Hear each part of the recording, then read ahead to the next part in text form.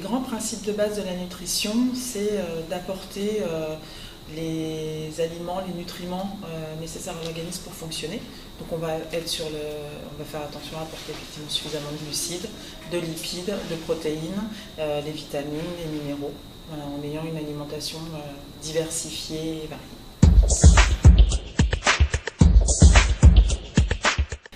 Une bonne nutrition pour un sportif est importante car il faut faire attention à apporter les nutriments dont l'organisme a besoin pour fonctionner de manière optimale, éviter les carences et surtout avoir de bonnes performances physiques.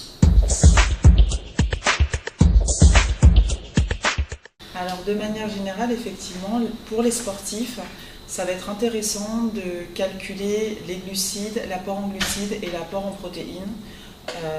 D'une part pour favoriser un bon stock de glycogène, un bon stock d'énergie, et d'autre part pour favoriser une bonne masse musculaire et assurer un apport en protéines suffisant pour que les muscles soient bien constitués et avoir un bon rendement énergétique de manière générale.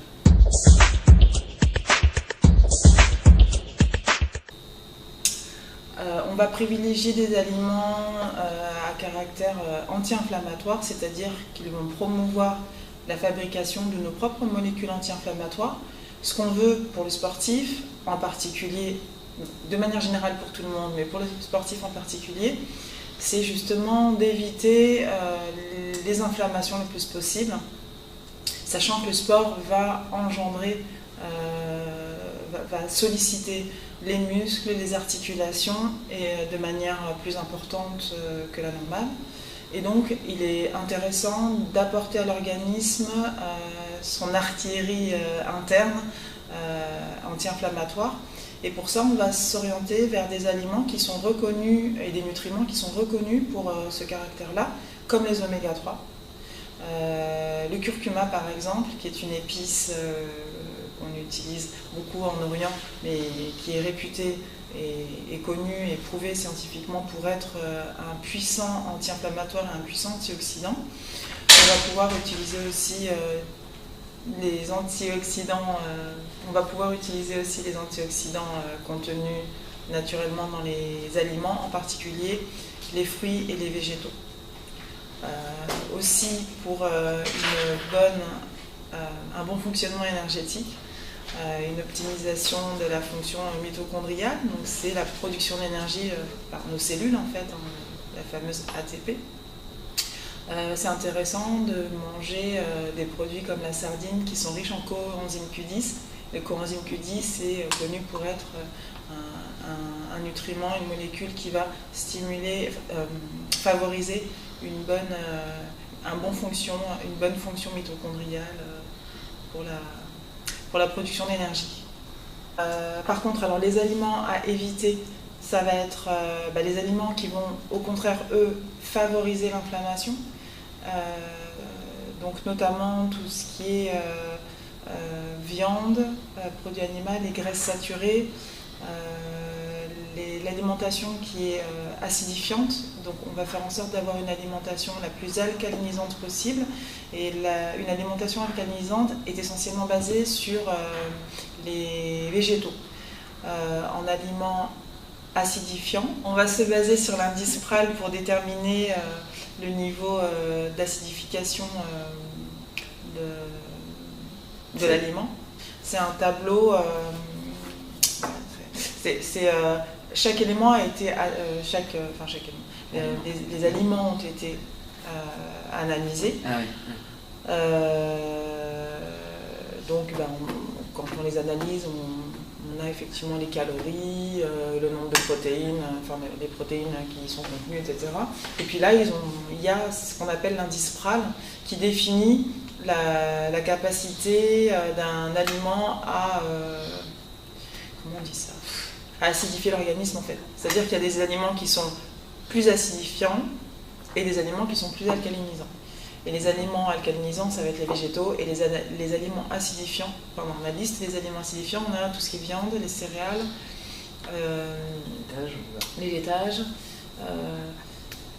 Donc l'idée c'est de respecter l'équilibre acido-basique de l'organisme, c'est-à-dire que dans notre alimentation, on va avoir différents types d'aliments, on va avoir des végétaux, on va avoir des céréales, des protéines animales aussi. Ce qu'il faut, c'est que l'assiette globale ait un équilibre neutre. Donc respecter l'équilibre acido-basique, c'est faire en sorte d'avoir une alimentation la moins acidifiante possible, la plus alcalinisante. Le problème qu'on rencontre particulièrement chez les sportifs, c'est que le corps va s'acidifier en fait quand on fait du sport. Le corps va s'acidifier, on va produire de l'acide lactique, hein, le fonctionnement même au niveau énergétique et métabolique va faire qu'on va produire des acides. Donc ce qui est bien, c'est justement de pouvoir tamponner ces acides, de pouvoir les éliminer en ayant une alimentation adéquate. Alors déjà, première chose, c'est qu'on va s'hydrater, on va boire de l'eau, parce que la déshydratation va entraîner aussi un état d'acidification et puis va augmenter les inflammations. Ensuite, ce qui est intéressant, c'est au niveau de l'hydratation, c'est de faire en sorte aussi d'avoir une hydratation pour compenser les pertes minérales qu'on va avoir lors d'une pratique sportive à travers la sueur. Donc pour ça, on peut utiliser effectivement des boissons hydratantes qui vont contenir des multivitamines. Voilà. L'eau de Quinton par exemple, c'est un très bon exemple où là, physiologiquement, on va pouvoir avoir les minéraux, récupérer les minéraux qu'on aura perdus lors de la pratique sportive. Que ce soit dans le cadre d'entraînement ou de compétition, les sportifs, quel que soit le niveau, sont souvent soumis à des troubles digestifs, connaissent souvent des troubles digestifs. Ce qui est intéressant, c'est de porter attention aussi à les aliments que l'on va consommer et qui vont perturber notre système digestif et en particulier la perméabilité intestinale. Donc on aime bien, en cas de pratique sportive, faire en sorte de soigner cette sphère intestinale pour avoir le moins de désagréments possible.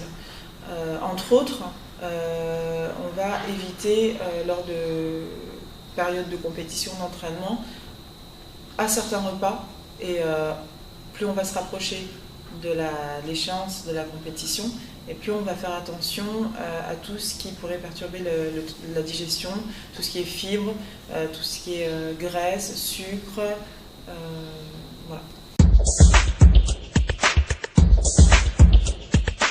Alors ce qu'on va faire pour booster les performances, en fait ce qu'on va faire, c'est qu'on va éviter d'abaisser nos performances par une bonne alimentation. Et pour ça, on va éviter donc les aliments qui pourraient justement promouvoir de l'inflammation ou des troubles digestifs, où là, on va être dans une baisse de performance. Et au niveau métabolique et énergétique, on va faire en sorte d'apporter des aliments qui vont justement promouvoir, entretenir et favoriser un bon fonctionnement énergétique, métabolique. Donc là, on avait parlé du coenzyme Q10. Le coenzyme Q10 est vraiment un élément intéressant, donc on va trouver dans la sardine par exemple. Ensuite, le magnésium, très important, hein, donc pour les sportifs en récupération, pour éviter justement les douleurs, les crampes, et en fonctionnement métabolique, c'est aussi un cofacteur des différents systèmes énergétiques, donc c'est intéressant d'avoir suffisamment de magnésium. Alors après, la problématique au niveau du magnésium, ça va être le seul élément minéral en fait qu'on va difficilement trouver en quantité suffisante dans l'alimentation. Donc en particulier pour les sportifs où là on va avoir un besoin accru en magnésium, justement parce qu'il va être surutilisé lors de la pratique sportive, qui peut s'assimiler à du stress en fait physique. C'est intéressant de se complémenter en magnésium. Mais de manière générale, de toute façon, dans tous les cas, on va faire en sorte de l'apporter dans l'alimentation, même si on en trouve peu finalement au regard du besoin attendu. On peut trouver donc le magnésium dans la banane, on en trouve un petit peu beaucoup aussi dans le soja, dans les oléagineux, dans les amandes, dans le chocolat noir, on fait du magnésium, dans les poissons, les fruits de mer, dans certaines eaux minérales.